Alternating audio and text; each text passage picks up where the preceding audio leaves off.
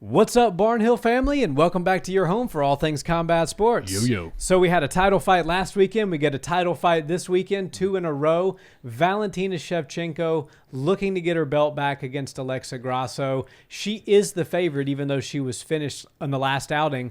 How do you see this fight going, and can the Bullet get her belt back? I really love this fight, and this fight night's actually a bit of a sleeper. You don't want to miss this because there's tons of great fights leading up to this one, but I have a feeling these ladies are going to steal the show. Now, Alexa Grasso was the big underdog going in against Valentina Shevchenko, and for good reason. Everybody that got in Valentina's way, she just bulldozed right over, and it almost made it look like they didn't belong in the Octagon with her. Well, Alexa Grasso goes in there, shocks the world. I think she shocked herself too when she went in there and finished the Bullet, and that was just so impressive and so unprecedented. We really almost didn't account for it. We didn't know what we were going to do. Everybody was left speechless after that for weeks to come.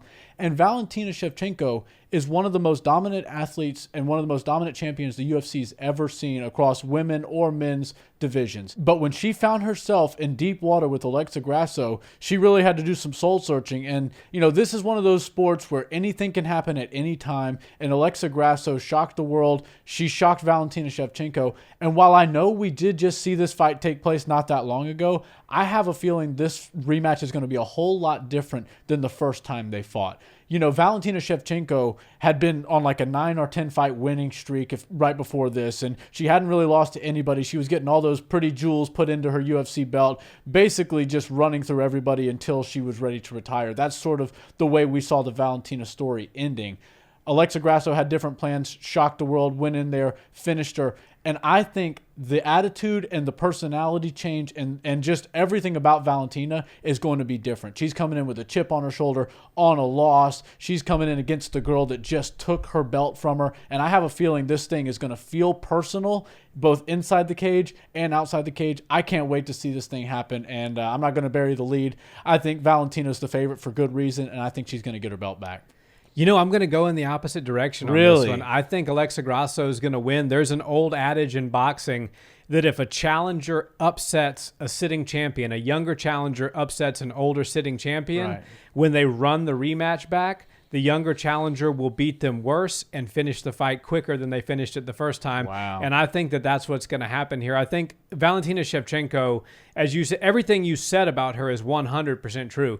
And I've been a fan of the Bullet for years. I mean, there was a point in time where she literally couldn't be beaten. What you had to do to get a loss on her record was go pull the greatest of all time, who competes 1 and 2 weight classes heavier than she does, just to make it competitive. And that fight was, you know, a lot of people think that Valentina won that fight against Amanda, at least one of them. So, you know, that's how good Valentina Shevchenko was and even still is. But she's 35 years old. This is a new era. These new fighters that are coming up, man, they're not like the fighters of old. We just saw it with Sugar Sean O'Malley.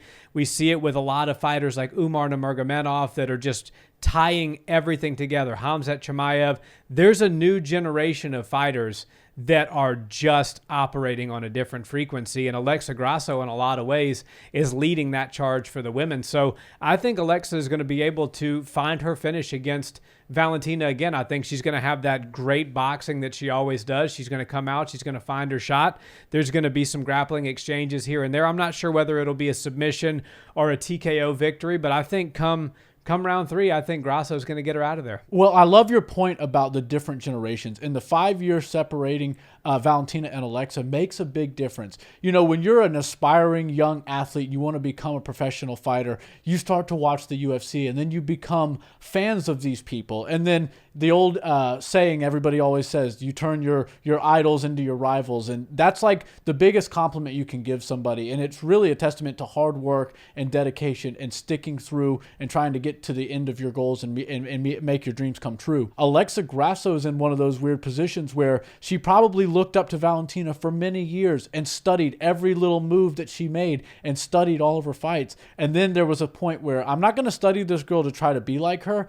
Now I'm going to study her to try to beat her. And that's just, to me, one of the coolest things inside this sport. When you see the proverbial passing of the torch, when you see a champion who's been so dominant for years finally meet their match, and it's somebody who was a big fan of them, somebody who'd been studying them, somebody who had been watching them and literally learning things from them, and helped grow the sport and progress the sport in that sort of way.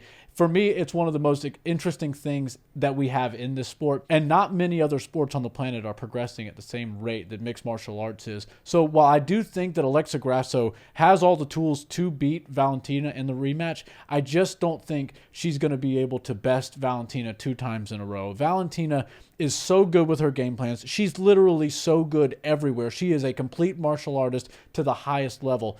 And when you talk about her ways to win, there are way more ways for her to win than Alexa Grasso's ways to win. I think Alexa has to get her to the ground again. I think she's got to get to her back, and she's got to choke her to sleep. And that's the only way she's going to get this fight done. And while she clearly showed us that she's a superior grappler, especially in the jiu-jitsu realm, over Valentina in the last fight, I still believe Valentina could take this fight to the ground and submit her. And don't be surprised if that's exactly what she goes out there and tries to do. Everybody knows Valentina is probably the greatest female striker that the world's ever seen, but she's got a ton of submissions under her belt, and she seems like the kind of champion or former champion that would like to go in there and beat somebody at what they're best at.